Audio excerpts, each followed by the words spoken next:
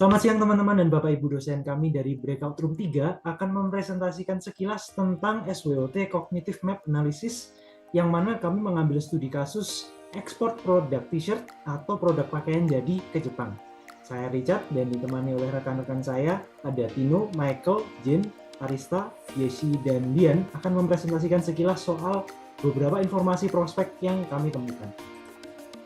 Yang pertama, Desiree. Jepang adalah negara destinasi terbesar kedua untuk ekspor industri apparel Indonesia dengan nilai US dollar 740,9 juta atau jika dirupiahkan yaitu 10,64 triliun.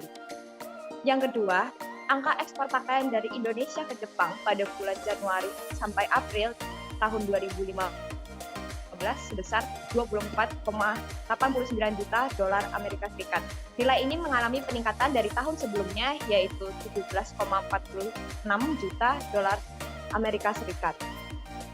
Produk pakaian jadi Indonesia juga mendapatkan fasilitas bebas bea masuk yaitu 0%. Yang ketiga, berdasarkan dari data tersebut, kami melihat bahwa posisi Indonesia cukup kuat di Jepang dan perlu untuk meningkatkan nilai ekspor terbuka sangatlah lebar. Lalu saya akan jelaskan dari weakness-nya. Dari weakness, Jepang juga memiliki merek lokal, walaupun di Jepang terdapat beberapa perusahaan internasional yang berbasis di negara Jepang. Kemudian, di Jepang juga ada beberapa merek yang cukup kuat dan terkenal. Dan merek tersebut juga mendominasi pasar domestik yang memiliki kualitas tinggi.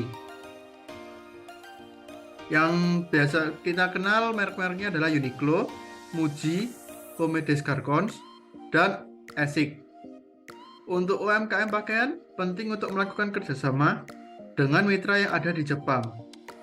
Untuk memperluas bisnis, perusahaan mitra tersebut bisa membantu mengelola logistik, penjualan, dan pemasaran di negara Jepang. Kemudian ada opportunity, pakaian dengan jenis fast fashion atau pakaian trendy dengan harga yang terjangkau jauh lebih diminati daripada pakaian mewah. Selain itu, tren fashion yang paling banyak diminati di Jepang adalah unisex, yaitu pakaian yang dapat digunakan oleh laki-laki dan perempuan. Rasa penasaran dan ketertarikan akan budaya dan estetika Indonesia seperti batik modern atau aspek budaya lainnya sangat digemari di Jepang. Di Jepang, saat ini e-commerce pakaian memiliki penetrasi penjualan lebih tinggi daripada total retail dan berkembang pesat khususnya pada masa pandemi COVID-19. Kemudian ada trends. Nah, Jepang sendiri merupakan negara yang sudah memiliki banyak merek pakaian besar yang ternama, seperti A Bathing Ape atau yang sering disebut dengan BAPE. Nah, selain itu juga ada merek-merek seperti Supreme yang juga sangat besar di Jepang. Nah, hal ini membuat persaingan clothing sangat sengit di Jepang. Nah, selain itu juga ada tren lain yaitu nilai tukar yen yang turun terhadap USD dibandingkan beberapa tahun terakhir. Hal ini membuat margin laba yang berkurang dibandingkan daripada tahun-tahun sebelumnya. Kemudian untuk additional information-nya, jika kita lihat dari grafik tersebut menunjukkan bahwa Jepang ini menduduki peringkat kedua terhadap tujuan utama ekspor pakaian jadi Indonesia, yaitu sebanyak 740,9 juta. Di mana peringkat ini tuh memiliki alasan bahwa pada kenyataannya keinginan masyarakat akan pakaian jadi sangat besar. Dan Jepang juga terkenal dengan tekstilnya, seperti yang bisa kita lihat ada yang namanya brand Uniqlo di Indonesia yang cukup besar, sehingga bisa menjadi peluang bagi Indonesia untuk memperkenalkan produk dalam negerinya ke negara Jepang juga. Dan berdasarkan dari grafik yang bisa kita lihat pada pakaian jadi melalui e-commerce di Jepang, yaitu di setiap tahunnya mengalami peningkatan, dan di tahun 2018 yang terakhir yaitu penjualannya sebesar 1,77 triliun yen, di mana dalam persentase 12,96%. Jika dirupiahkan itu memiliki nominal yang sangat besar sekali. Kesimpulan yang dapat kami sampaikan berdasarkan informasi dan juga pembahasan tadi adalah bahwa potensi untuk mengekspor produk pakaian ke Jepang sangatlah besar. Dan kami juga menemukan beberapa poin-poin penting yang perlu diingat oleh pemilik usaha yang akan melakukan ekspansi dengan mengekspor produk ke Jepang.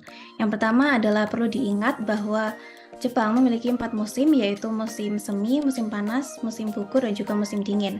Maka dari itu, aspek ini dapat mempengaruhi pakaian yang akan dibeli oleh masyarakat di Jepang. Yang kedua adalah menawarkan produk atau barang yang memiliki kualitas terbaik. Hal ini dikarenakan masyarakat di Jepang sangatlah menyukai produk dengan kualitas yang baik dan selalu mengapresiasi hal-hal kecil yang jarang ditemukan atau diperhatikan oleh perusahaan lain. Dan yang ketiga, menggandeng atau bekerja sama dengan mitra perusahaan di Jepang. Bagi UMKM yang pertama kali melakukan ekspor, maka dengan bekerja sama dengan mitra dapat menjadi solusi bagi mereka dalam kebingungan mengenal budaya, bahasa, dan juga kebiasaan di Jepang. Dengan memiliki mitra pemasaran dan juga penjualan, maka akan sangat membantu UMKM dalam melakukan ekspansi. Meskipun memang UMKM perlu mengeluarkan dana yang lebih, namun hal itu dapat membantu UMKM. Dan contoh mitra yang dapat diajak bekerja sama adalah Rakuten, Export to Japan, atau selinjapan.com. Berikut sekilas presentasi tentang informasi dan prospek yang kami temukan. Terima kasih banyak Bapak Ibu dosen dan teman-teman telah menonton. Kami dari Breakout Room 3 undur diri. Terima kasih banyak teman-teman yang sudah